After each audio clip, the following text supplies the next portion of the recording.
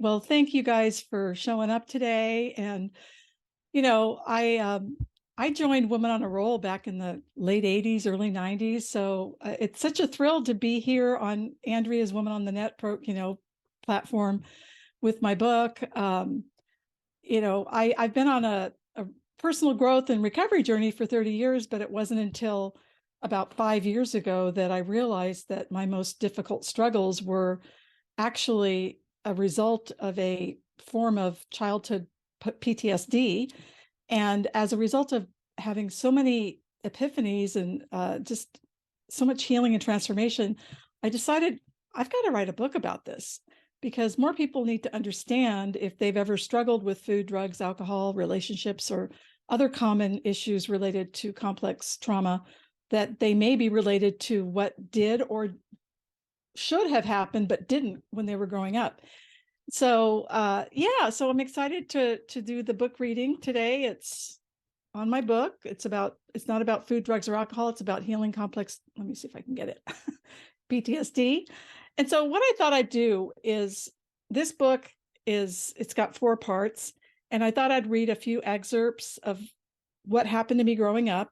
And just so I didn't experience sexual or physical abuse growing up. My trauma was related to being raised in a chaotic alcoholic home, and also being bullied for being overweight as a kid, and then dealing with being a lesbian in the 70s. So just so you know, it's not going to have explicit issues like that in it. So anyway, here we go. I thought I'd share a few excerpts from the first part, and then just to kind of give you a feel for what happened to me and how I learned that I had trauma, and then we can go into in the Q&A what I've done to heal and recover. So here we go. Let's see. I'm going to start with the introduction. Okay.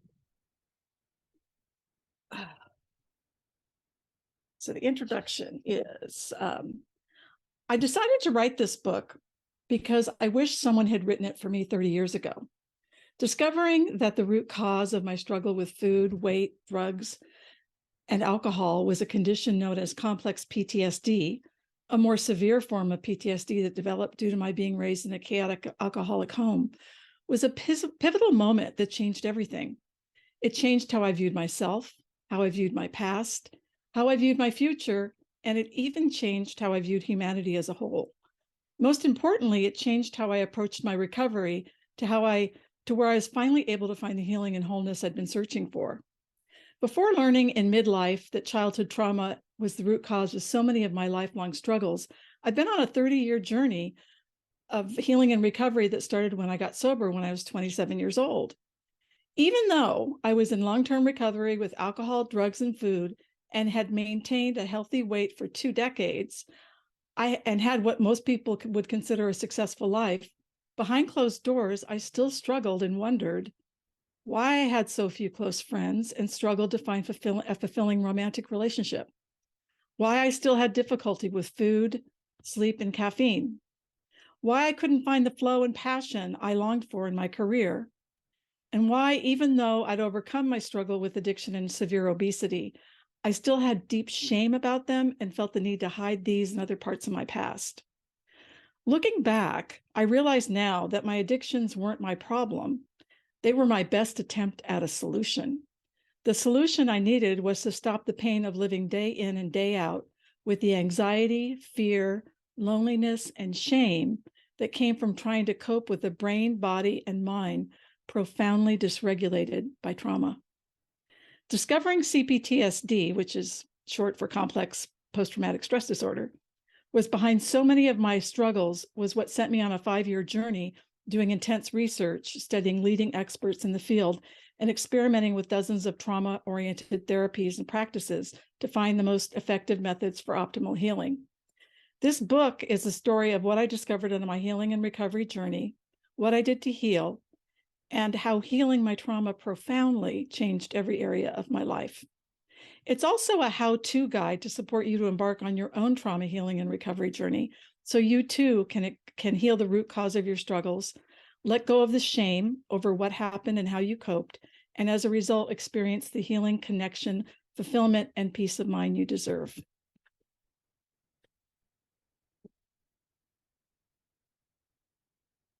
Part 1, what happened to me?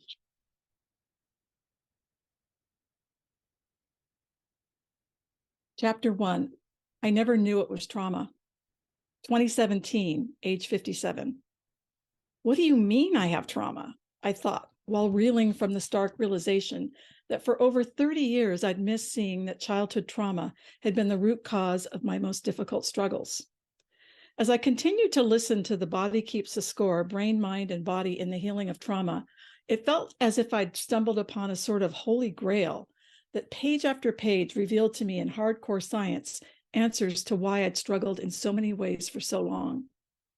Until then, I thought the only way a person could be considered a childhood trauma survivor was if they'd been sexually or physically abused or had some other horrific things happen to them. Since I'd never had any of these experiences, I never thought that my most difficult struggles could be related to childhood trauma. Yet after several hours of binge listening to trauma expert and psychiatrist Bessel van der Kolk's The Body Keeps the Score, I knew I'd been wrong.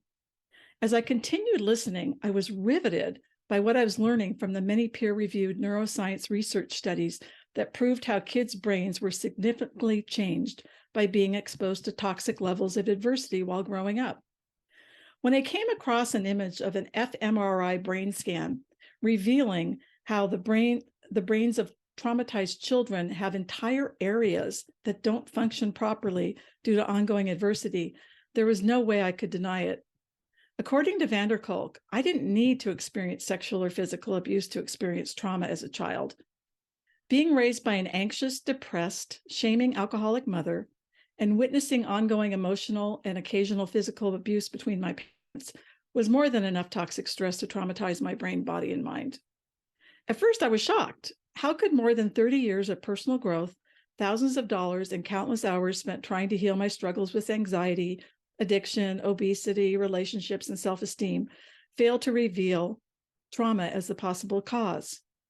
Why hadn't the many therapists or psychiatrists I'd seen over the years, all of whom knew my history, ever suggested that my symptoms were classic signs of complex post-traumatic stress disorder and that I needed a trauma-based therapies to fully heal? Although it was maddening to realize that the mental health community had utterly failed me, I suddenly noticed a new feeling wash over me: relief. Relief to finally have an answer to why I had been and was still struggling in so many ways.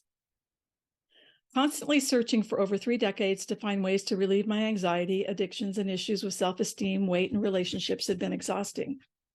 The idea that maybe, just maybe, childhood trauma was behind at least some of these struggles, and that new evidence-based trauma treatments and practices could help me heal and find sustainable relief gave me enormous hope. I certainly knew before reading The Body Keeps the Score that I'd been negatively impacted on an emotional level by growing up in a chaotic alcoholic home. I'd spent quite a few years doing intense healing work through therapy and getting sober in Alcoholics Anonymous in 1987. I'd also done a lot of healing work in Codependents Anonymous and adult children of alcoholics. Plus, over the past 30 years, I'd always been involved with some type of personal growth support group, been in therapy, or learned about new ways to heal and grow through the many self-help books I read. Before reading The Body Keeps the Score, I thought childhood trauma only impacted a person emotionally, and that talk therapy and maybe antidepressants would be enough to heal or manage it. I had no idea that childhood trauma also changes a child's developing brain, body, sense of self, and worldview, and without intervention, these changes can last a lifetime.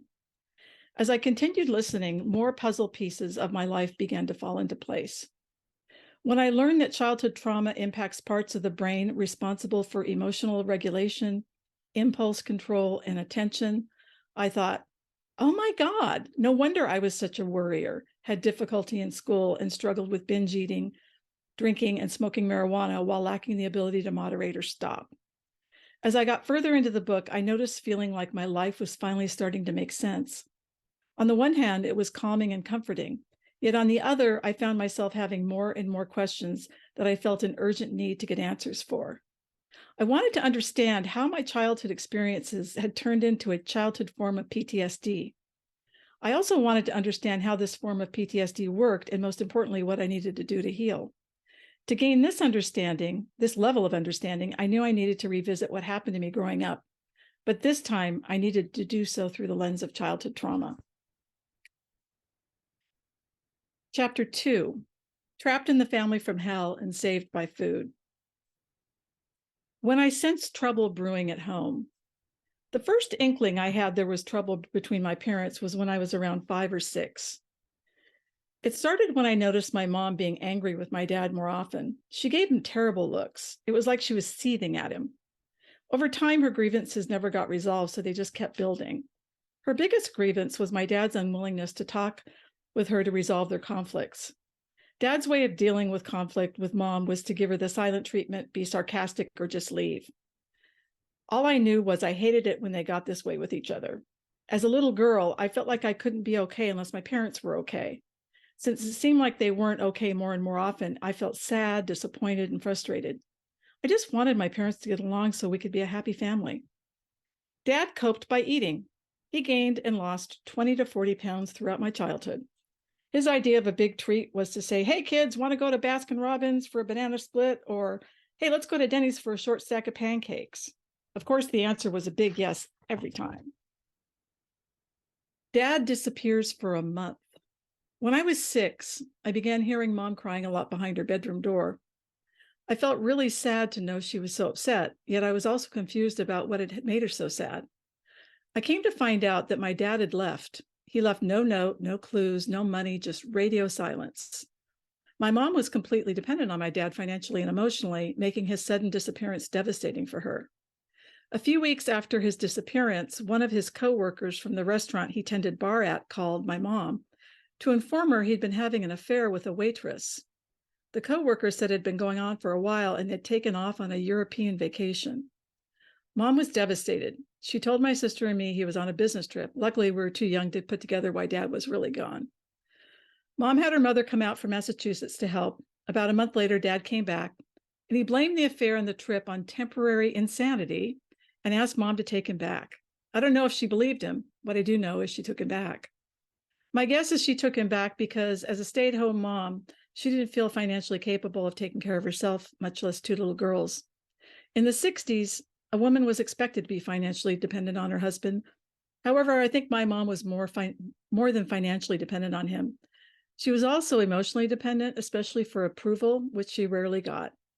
Instead of giving her the approval she craved, he made mean, insensitive, put-down remarks about her abilities, her looks, and her friends. He even told her that her nose was too big and it made her unattractive. It apparently was such an issue that she had passed plastic surgery to fix it when my sister and I were really young. Gaining weight and getting bullied. By the time I was about 6, I was obviously gaining weight. As a 6-year-old little girl, I didn't notice I was overeating. I just ate whenever I felt like it and thought it was normal. At first, my mom seemed to think it was just a chubby phase. Then she said I had big bones, but it didn't turn out that way. Much to my dismay, I would continue gaining weight and struggle with food and weight issues into adulthood. I was in 2nd grade when the teasing and bullying started. I had already felt ashamed about my body due to being one of the only chubby kids in school. It was so humiliating to be called fatso or hear the boys yelling, hey, hey, hey, Fat Albert, at me. When the boys called me these terrible names, I felt like I was disgusting and unworthy to the core. I just wanted to hide and never go back to school again. As the bullying continued, I felt worse and worse about who I was. I figured there must be something terribly wrong with me if I was so repulsive that these kids felt the need to be so mean to me. I came home from school several times crying and told my mom about the bullying. Although she was kind and empathetic, her only solution was that I should say to myself, sticks and stones will break my bones, but names will never hurt me. The truth was, those names did hurt me. They hurt me more than I'd ever been hurt before. Yet all she could offer me was a stupid platitude. This left me afraid of the abuse continuing and inept for being unable to shake off my anxiety by using her stupid platitude. What I really needed was for my mom or dad to protect me by showing up at the principal's office and demanding that the abuse stop. Sadly, this never happened. Once I realized there was nothing I could do to stop the bullies, my anxiety about having to go to school went through the roof. Going to school became an emotional minefield for me. As soon as I set foot on the school grounds, I would obsessively scan my environment to see where the bullies were. I tried to take Ruths to the cafeteria or recess that prevented them from seeing and taunting me. Eventually, they would find me and the abuse would start once again. From that point on, I grew to hate school. Mom's drinking problem begins to show.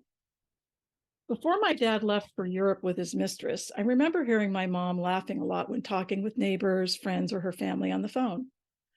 But afterward, I heard her crying behind her closed bedroom door a lot more often than her laughing. As a little girl, I didn't know what was going on other than my mom was sad, and since she was sad, I was sad. When I was about 8, I noticed something different about my mother's demeanor after her arriving home from a night out with my dad. She seemed buzzed, like she'd had too much to drink. The first time I saw her like this, I thought it was funny because she seemed more loving and affectionate toward my sister and me. But as the months rolled by and it became a regular thing, it began to scare me. I didn't know what was happening other than when my mom came home drunk, the mom I knew was gone. She'd been replaced by a syrupy, overly affectionate drunk woman. I remember a few times when my mom was so drunk that my dad had to carry her into the house from the car. I knew there was something definitely not right for her to be that drunk. All I remember is being really scared, hating it, and wanting it to stop. I was also totally embarrassed knowing the babysitter saw her that drunk. After a year or so, I noticed a new pattern when she arrived home after being out with my dad. Instead of being in a syrupy, affectionate mood, she was angry and belligerent with my dad. Once this pattern started, it continued. Over the course of a year or so, my dad got fed up with dealing with her anger or being embarrassed by her when she was drunk and stopped taking her out. Mom's descent into alcoholism, age 9. You know what? But before I get into this, I thought I would do a screen share of just showing my weight issues growing as far as images I have from my book. Is that okay, Sure. Yeah, Linda? Okay, great. absolutely. Let me know if you're having any trouble sharing your screen. Okay, Should be able to. hold on. What is going on here? Just a second.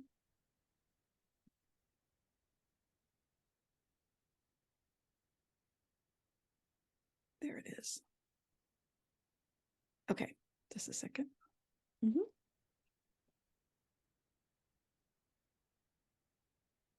Oh, there I am. Okay.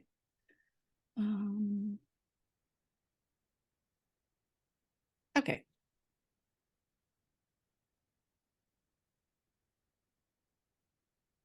So the top right picture is when I was 7 years old. That's when using food to cope became a weight problem.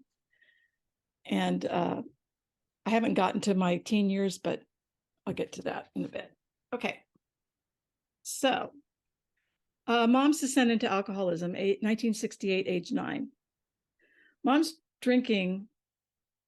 daily drinking began when she became close friends with our neighbors, Lily and Mo. They were retirees who loved bringing in each evening with a 5 o'clock cocktail hour. Mom found comfort in sharing her marital woes with Lily. Eventually, she walked across the street to drink with her every day. Over time, the cocktail hour at Lily and Mo's got earlier and earlier. This helped usher in Mom's descent into daily drinking. Having easy access to a friend who listened to her troubles and who, like her, enjoyed daily drinking made it more acceptable for her to get drunk every day.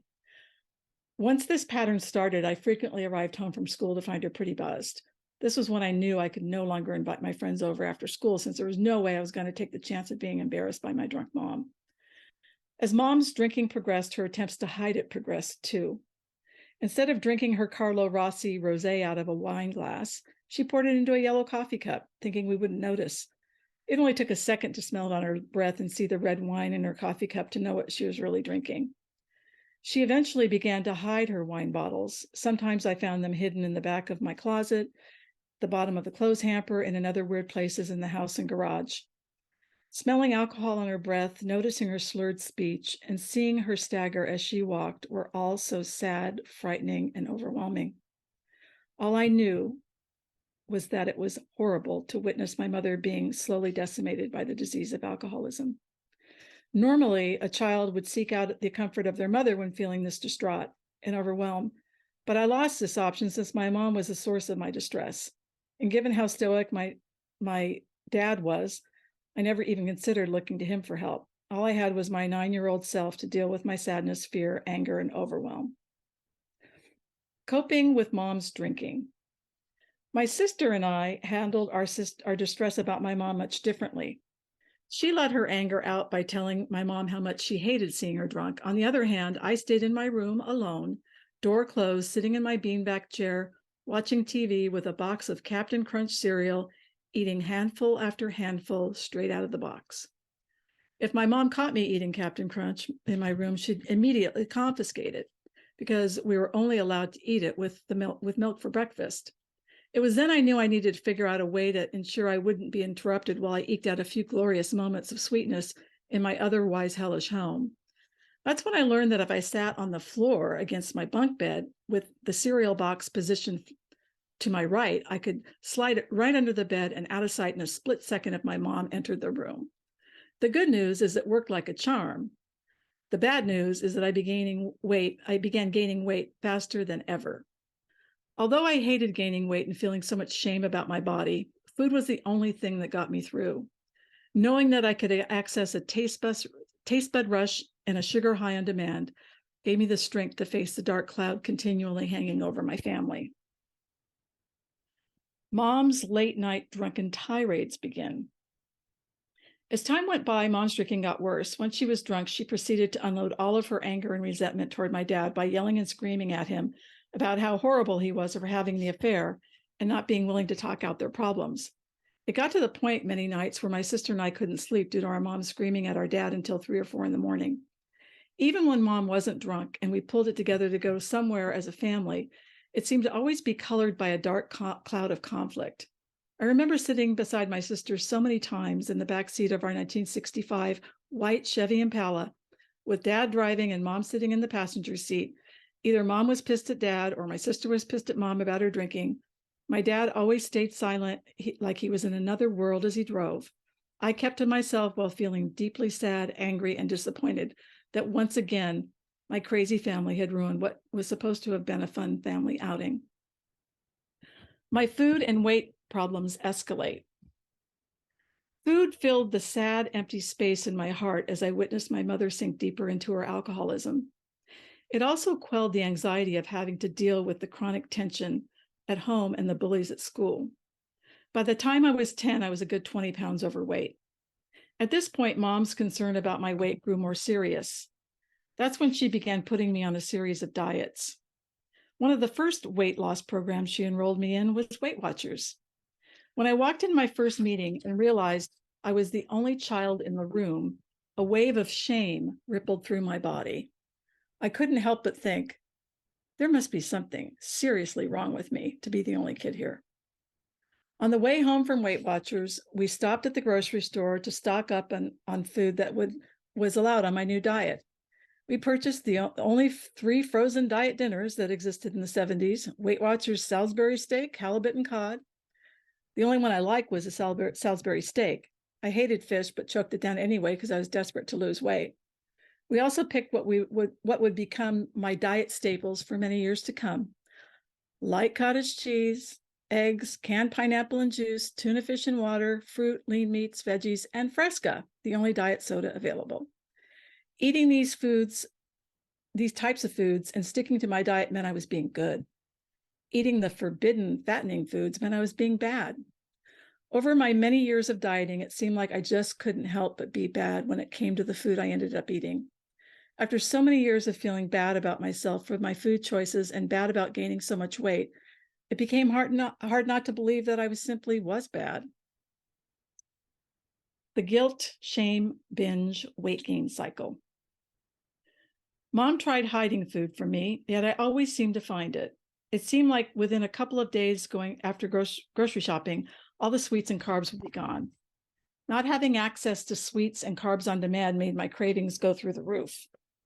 That was when I got creative and began baking with whatever ingredients I could find in the kitchen. I got out the cookbooks and made cookies, cakes, pies, cream puffs from scratch to satisfy my sweets and carb cravings. I also made every recipe off the biscuit box, including pancakes, coffee cakes, strawberry shortcake, and of course, biscuits with lots of butter. At first, my family loved having such delicious treats around. That was until my weight reached another high, and I had once again outgrown my clothes. I frequently binged to the point of being uncomfortably full. I often felt physically sick and sluggish from eating so much. I felt so guilty and ashamed for being so out of control with food. Although I knew it was something I wasn't supposed to do, and that after the initial pleasure, I would feel bad about myself, but I couldn't stop. It got to the point where I was convinced there had to be something seriously wrong with me to keep doing this to myself. As a child, I didn't know that it wasn't my fault that I didn't get the support I need to deal with my feelings in a healthy way. Instead, I blamed myself for lacking the ability to rein in the impulse to eat when I wasn't physically hungry. I also felt like my mom and dad were disappointed in me for not having the strength to overcome my food and weight issues. I also sensed they were ashamed to have an overweight daughter because on some level it reflected on them as parents. I was caught in a vicious cycle. I gained weight and felt more shame and guilt. Then, the more shame and guilt I felt, the more I ate to numb the pain of the shame and guilt. Sadly, this cycle of guilt, shame, binge, and weight gain continued for decades.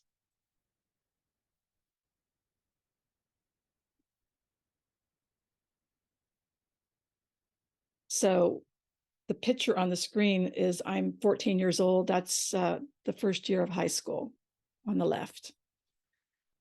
So the dream, discovering my sexuality, 1973, age 14. One morning, while still in a semi-dreaming state, I found myself reviewing a dream I just had. All I knew was that I was really turned on. In fact, I felt more alive and turned on than I'd ever been before. As I lay alone in my dark room in a totally blissful state and continued to mine my memory for more details, clear images suddenly appeared in my mind. I could see that I was in a dimly lit room, totally naked, in what seemed to be a steamy love scene. I then noticed that I was fully engaged in a passionate kiss. I began asking myself, who am I kissing? I continued to play the scene repeatedly, hoping for my lover's identity to be revealed. Frustratingly, no one appeared. Throughout the rest of the day, I slipped back into reviewing this blissful erotic scene from my dream. Toward the end of the day, just when I was ready to give up on searching my unconscious for who my elusive lover was, an image began to take shape. Suddenly, a beautiful woman with blonde hair appeared. As I replayed the scene of us fully embraced in a passionate kiss, I was transported to a world of erotic bliss I'd never even known existed. As I began to come down from this intoxicating experience, I realized I was face to face with an alarming fact. I had just had one of the most thrilling sexual experiences of my life, and it was with a woman. I'm going to stop the share here. What does this mean? I asked myself. Am I a lesbian? Oh my God, no, please, no, I can't be a lesbian. The idea of being a lesbian completely horrified me. After all, I was Catholic, and it was a sin to be gay. Plus, I could go to hell. Also, what would my friends and family think? In the days and weeks ahead, as I recalled the dream, which I frequently did, the stark reality of what it meant was frustratingly a huge buzzkill. Over the following weeks and months, I convinced myself that my hot, steamy dream was just a dream and didn't have to mean anything about my sexual orientation. Thankfully, I was able to let the worry about it go, at least for a time. Fast forward 1 year later, I was 15, and it was the first day of my sophomore year. It was also the first time I laid eyes on Sophia. She was in my first period class and sat one row to the left and 3 seats ahead of me. She was a gorgeous Italian girl with dark brown shoulder-length hair, big brown eyes, and a gorgeous smile. I was instantly smitten. Now my attraction to girls was something more than an erotic experience I could write off as just a dream. My attraction was now in living color, in the flesh, every morning at 8:28 a.m. in my first period class. I couldn't get her out of my mind. Just hearing her say hi to me while passing in the hall would make my day. If by chance she didn't acknowledge me while we caught eyes, I was crushed. While in a full-blown obsession, I looked her up her home address in the student directory and plotted out my route on my Thomas Brothers map so I could drive by her house. As I nervously pulled onto her street, I slunk down in my seat while passing her house to hide my identity just in case she was outside. The last thing I wanted to experience was the humiliation of being caught in a drive-by. Sophia was the first in a string of several crushes I had on female classmates, friends, and teachers during my high school years. Mind you, this was happening in 1974. Nixon had just resigned as president, and the Stonewall riots had just happened a few years before in 1969. The gay rights movement was in its infancy and virtually unknown to me. There weren't any gay centers or support groups back then. There was hardly anything on the news about the gay movement except Anita Bryant, an anti-gay activist spewing homophobic rhetoric whenever she could. It was definitely not an okay time to be an out lesbian. When I was younger, I remember my mom telling me to watch out for creepy lesbians, or what she would call manly women, who might try to put the moves on me. I told no one. The last thing I wanted was to be a creepy lesbian. All I knew was that it was totally sucked to have one more thing to feel deep shame about. It was so hard not being able to talk to anybody about being gay. I felt like there was no one else like me. There were no gay or lesbian characters on TV and movies or in magazines, no gay centers and no internet, just gay bars. The problem was I couldn't get in until I was 21. I still had 6 long years to go for that. Okay, let's see.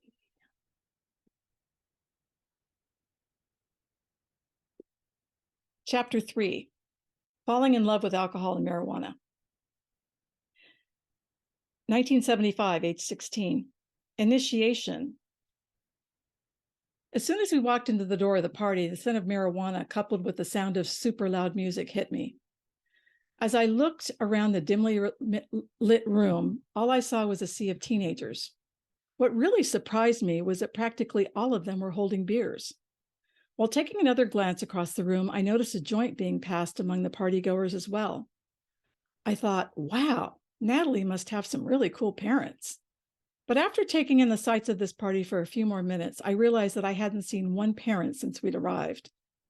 As we made our way through the kitchen, attempting to locate Natalie, it soon became apparent that there was no adult supervision whatsoever at this party. When my childhood friend Lynn invited me up to Big Bear to hit the slopes and join her at her friend Natalie's birthday party, I thought the party would be at Natalie's house with her parents and maybe a few of her friends. But this was an entirely different party than I'd expected. As I settled into the reality that I was at a party with 50 or more beer-drinking and pot-smoking teenagers with no adults in sight, I thought, wow, this is totally awesome. I absolutely love being surrounded by kids my age and having the freedom to do whatever we wanted. After milling through several more rooms filled with teenage partygoers, we finally spotted Natalie. Once we connected and Lynn introduced us, Natalie graciously offered us a beer. I'd never drank an entire beer before. I tried a few sips of my mom and dad's beers and remembered not liking its taste at all. So at first I wasn't even sure I could drink a beer. But after seeing everyone having so much fun, I certainly didn't want to miss out. So I went ahead and accepted Natalie's offer. Once I cracked it open and took my first sip, I was immediately reminded of how much I hated the taste. But I decided to soldier on and drink it down anyway to see how it would make me feel. About halfway through, I noticed this strange, tingly sense of well-being ripple through my body. I thought, wow, this feels really good. Then after a few more sips, I felt even better. Since I knew I wanted to keep this wonderful feeling going, I got about the business of finding myself another drink. I tried to find something other than beer, but had no luck, so I settled for another one. I figured that if I chugged the second beer down really fast, I could minimize the time I'd have to suffer through the horrid taste. So off to chugging I went. Within a few minutes after downing it, I began to experience a level of euphoria that I'd never even known it existed. It was like a where have you been all my life kind of moment. Suddenly I was tapped in, tuned in, and turned on and loving every minute of it. I had no idea drinking could feel so good and be so much fun. As the party continued and the beer and marijuana flowed, I felt like I'd finally found what I'd been missing. Discovering that just a few beers and a hit or two off a joint could transport me to such a state of joy and bliss was mind-blowing. Once I knew what I'd been missing, there was no going back. I simply had to get that feeling back. After I got home, the idea of going back up to Big Bear to visit Lynn and have another amazing time partying began to occupy more and more of my thoughts.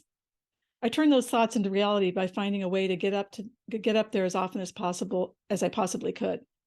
Once I arrived, Lynn and I always figured out a way to score some alcohol and pot through the various people she knew. And once again, the party was on, and I was loving every minute of it. Looking back, my first experience with alcohol and marijuana were very much like falling in love. I was smitten, and I couldn't wait to be with my new love. But instead of a person, it was alcohol and marijuana that I couldn't stop thinking about and couldn't wait to be with. The truth was, I was falling in love with alcohol and marijuana. Let's see this next section.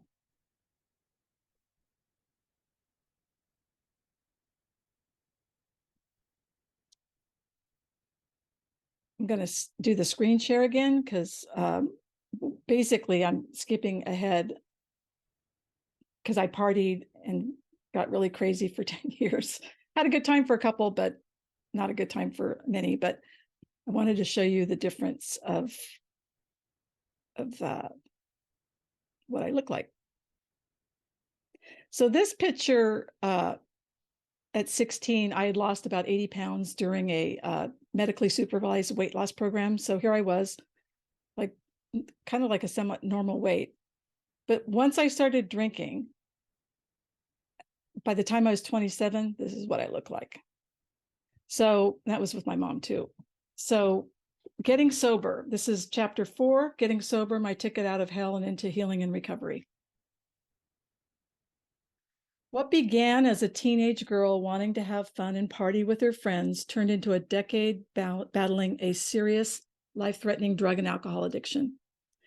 It was 1987. I was 27, and my daily drinking and using had progressed to the point where they no longer produced the joy and bliss on demand like they did when I was 16. Instead, they functioned more like medication I needed to take the edge off how crappy I felt. To see where I was headed, all I needed to do was look at the disaster my mom's life had become. She'd lost her marriage, family, health, friends, and self-respect, and she was getting worse by the month. I knew if I continued, I would end up just like her. In a weird sort of way, she inspired me to get sober. There was no way I wanted to end up like her, a very sad, lonely alcoholic. It had gotten to the point where I drank just so I could feel functional enough to do the minimum tasks of life. I remember looking at the 18 beers in the refrigerator that I knew I had to drink to get where I needed to be and thinking, man, I hate that I have to drink this many beers to get the buzz I want. Yet I knew if I switched to hard liquor, I'd get too drunk too soon and get way out of control and sloppy. I didn't like being that kind of a drunk, so I would soldier on and not even feel a buzz until my 8th or 9th beer. The party with booze and marijuana had ended a few short years after it started. Basically, the only thing drinking and using accomplished was to help me feel less crappy. The other downfall of my need to drink so much beer was that it only added to my serious weight problem. By the time I was ready to get sober, my weight had shot up to around 300 pounds. This only added to the mountain of shame I already had about not being able to control my drinking and using. Even though the hangovers were hell and I hated what alcohol and marijuana were doing to me, I still struggled with whether I even wanted to quit. It seemed like drinking and getting high were the only things I had to take the edge off of how crappy I felt. The other thing that made the idea of quitting so hard was I thought I'd be giving up the ability to ever have fun again. Since drinking and getting high were the only ways I thought I could have fun, the idea of living without alcohol or marijuana felt like I'd be signing up for a totally dull, depressing existence. This made me question if quitting was even worth it. I was in a catch-22. Drinking and using made my life a living hell, yet the only way I thought I could find relief from my living hell and have any hope for enjoying my life was by drinking and using. I'm going to take the screen share off.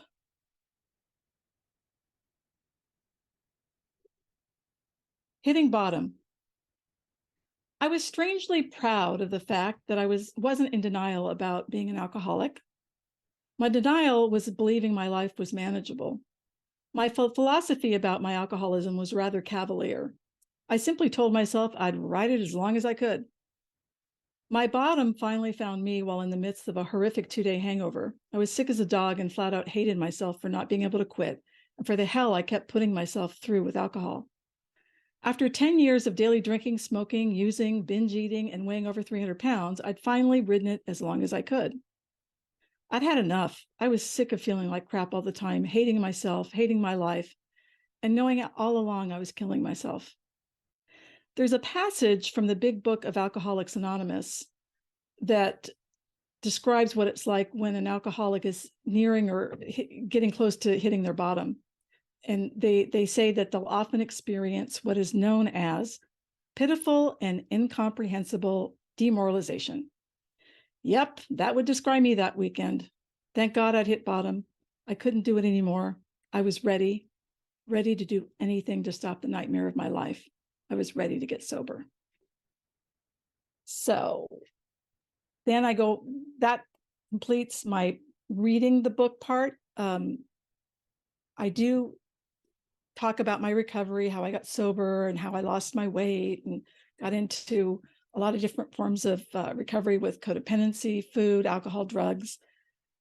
But it would be another 30 years before I understood that the reason I ever even struggled with any of these things was because my brain, body, and mind had been changed by trauma. And so the shame that I still carried for feeling like I was weak or a failure, for not being able to, rein in my impulses, was still alive and well. And I also struggled with close relationships, since childhood trauma is also known as relational trauma, since it happens in the context of family close relationships. And so I really struggled with maintaining long-term friendships and romantic relationships. So the rest of the book talks about my early recovery, and then finding out I had trauma, and then all the steps I took to heal the underlying cause. And I also share everything I've done, as well as to, get sober, lose my weight, I've been maintaining 160-pound weight loss for about 20 years now. So there it is. That's my book. And right now it's on sale on Kindle for only 99 cents, the actual Kindle version, or you can get the paperback for $13.